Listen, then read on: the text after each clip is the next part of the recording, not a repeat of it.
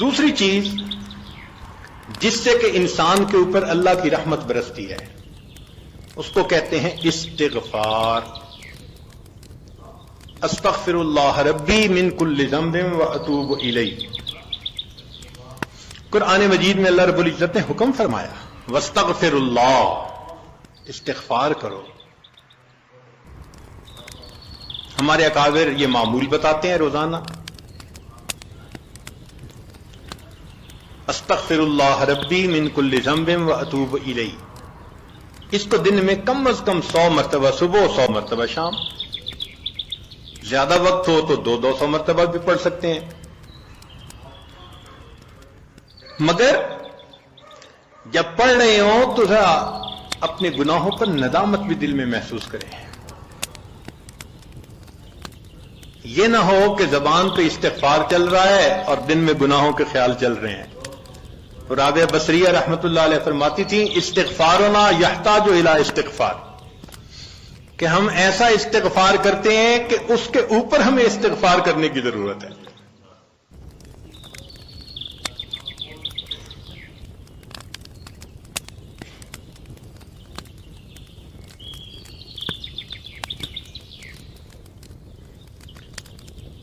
سبح برکف توبہ برلب دل پر از لطف گناہ.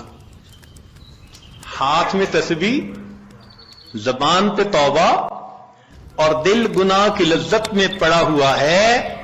معصیت را خن میں آیت بر استغفار ماں، میرے استغفار کے اوپر تو گناہ بھی کھڑا ہنس رہا ہے. تو ایسا استغفار نہ ہو. صحیح ندامت کے ساتھ ہم استغفار پڑھیں تو اللہ تعالی کی رحمت برسے گی. دلیل قرآن عظیم الشان، بات پکی. اللہ رب العزت شاہ فرماتے ہیں لولا تستغفرون اللہ لعلکم ترحمون. قرآن کی آیت. اگر یہ استغفار کرتے تو کیا ہوتا؟ اللہ تعالیٰ رحمت برساتے. تو اس کا مطلب ہے یہ گارنٹیڈ بات ہے کہ استغفار کرنے سے اللہ تعالیٰ کی رحمت برستی ہے، انسان کے روح کو غذا ملتی ہے.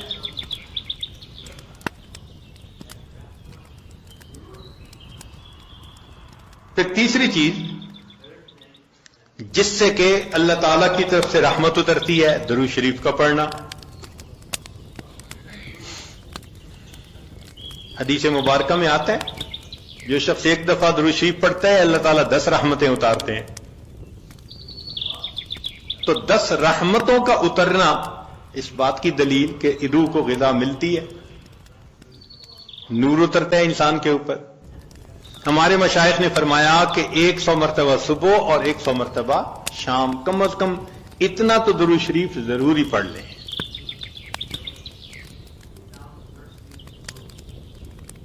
ایک صحابی رضی اللہ عنہ پوچھتے ہیں اللہ کے نبی صلی اللہ علیہ وسلم میں کتنا درود شریف پڑھوں؟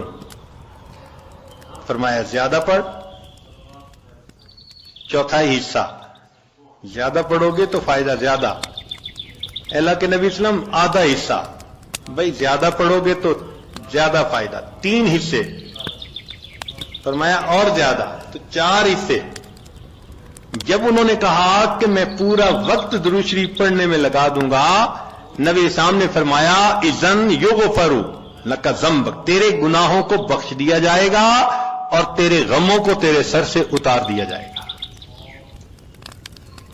تو درود شریف کے پڑھنے سے اللہ تعالیٰ گناہوں کو معاف کرتے ہیں اور دھو دیتے ہیں. صدیق اکبر رضی اللہ عنہ فرمایا کرتے تھے کہ ٹھنڈا پانی آگ کو اتنا جلدی نہیں بجھاتا جتنا جلدی درود شریف کا پڑھنا انسان کے دلوں کی ظلمت کو مٹا دیتا ہے.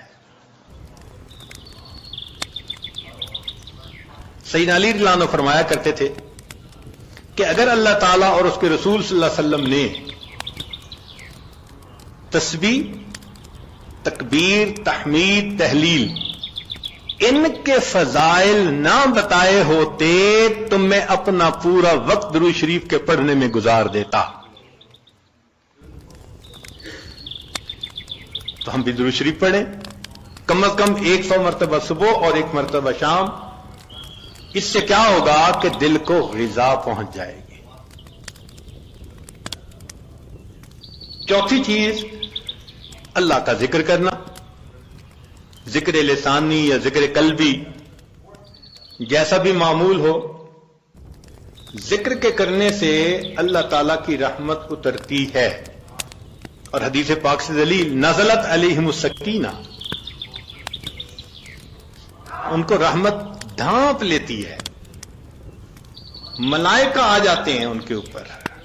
جہاں لوگ مل بیٹھتے ہیں مختلف جگہوں سے آئے ہوئے اللہ کو یاد کرنے کے لیے، تو ذکر کرنے سے سکینہ کا نازل ہونا بھی اس بات کی دلیل کہ انسان کے دل کو غذا ملتی ہے. ذکر سے ذات کی محبت بھی پیدا ہوتی ہے. جتنا جس چیز کا تذکرہ زیادہ کریں اتنا اس سے محبت ہوتی ہے. تو کثرت ذکر کا حکم اس لیے کہ اس سے اللہ رب العزت کی محبت انسان کے دل میں پڑتی ہے. یہ نغمہ فصل گل و لالا کا نہیں پابند، بہار ہو کے خزاں لا الہ الا اللہ. ہمیشہ ذکر کرنا ہے، ہر وقت کرنا ہے. موسموں کے بدلنے کا اس پہ اثر نہیں ہوتا. اس لیے ہمارے اکابر صبح شام کا کچھ وقت تھا جس میں تنہائی میں بیٹھ کے اللہ کا ذکر کثرت کے ساتھ کیا کرتے تھے.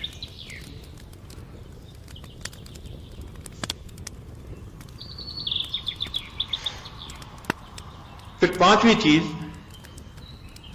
جس سے کہ انسان کے اوپر رحمت اترتی ہے وہ ہے اتباع سنت.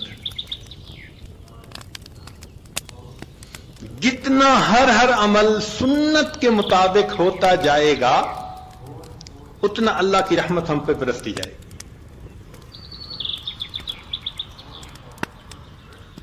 جتنا ہر عمل سنت کے مطابق. اس لیے ہمارے سلسلہ آگیا نقشبندیہ میں بیعت ہونے کے بعد پہلا کام یہی بتاتے ہیں، ہر کام کو سنت کے مطابق کرنا ہے. سر کے بالوں سے لے کے پاؤں کے ناخنوں تک اپنے آپ کو سنت کے مطابق ڈھالنا ہے. کیوں؟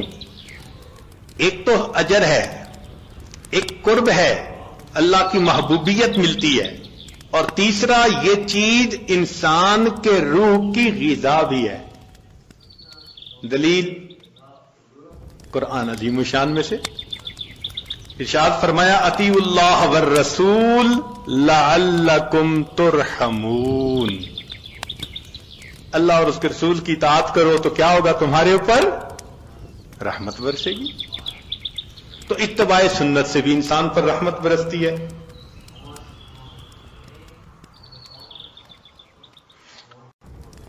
پھر چھٹی چیز اہل اللہ کی صحبت اختیار کرنا. قرآن مجید میں تو حکم دیا گیا یا ایھا الذین آمنوا اتقوا اللہ وکونوا مع الصادقین. یہ کونوا حکم ہے، اور حدیث پاک میں بھی حکم دیا گیا. نبی علیہ السلام نے ارشاد فرمایا علیکم بمجالسۃ العلماء واستماع کلام الحکماء فإن اللہ تعالی یحیی القلب المیت بنور الحکمہ کما یحیی الارض المیت بماء المطر. کہ جس طرح بارش کے اترنے سے اللہ مردہ زمین کو زندہ کر دیتے ہیں، اسی طرح اہل اللہ کی حکمت بھری باتوں سے اللہ دلوں کو زندہ فرما دیتے ہیں. تو دلوں کو غذا کا ملنا حدیث سے ثابت.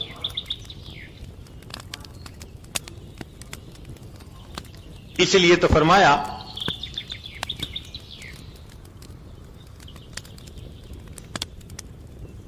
کہ انسان کہیں نہ کہیں اپنا تعلق جوڑے. مجدد ثانی رحمۃ اللہ فرماتے ہیں کہ ان مشائخ کی نظر شفا اور ان کا کلام کیمیا ہے. ان کا کلام کیمیا اور ان کی نظر شفا ہے وہی تیرے زمانے کا امام برحق، ہے وہی تیرے زمانے کا امام برحق جو تجھے حاضر و موجود سے بیزار کرے، دے کے احساس زیاں تیرا لہو گرما دے، فقر کی شان چڑھا کر تجھے تلوار کرے۔ تو یہ مشائخ کی صحبت میں اسی مرحوم رحمت اللہ فرماتے ہیں، گر تو سنگے خارہ مرمر شوی، کیوں بصاحب دل رسی گوہر شوی۔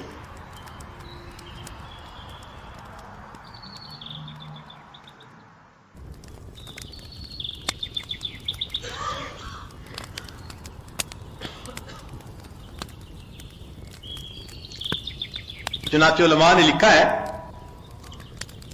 کہ ایسے مشائخ جن کو دیکھ کے اللہ یاد آئے، ان کی صفت ہوتی ہے رویتہ شفا و موعظتہ دوا۔ ان کی رویت شفا ہوتی ہے اور ان کی بات انسان کے لیے دوا ہوتی ہے۔ بلکہ فرمایا ينتفع برؤیتہ قبل روایتہ، یہ ایسے لوگ ہوتے ہیں ان کی روایت سے پہلے رویت سے ہی فائدہ ہو جاتا ہے بندے کو۔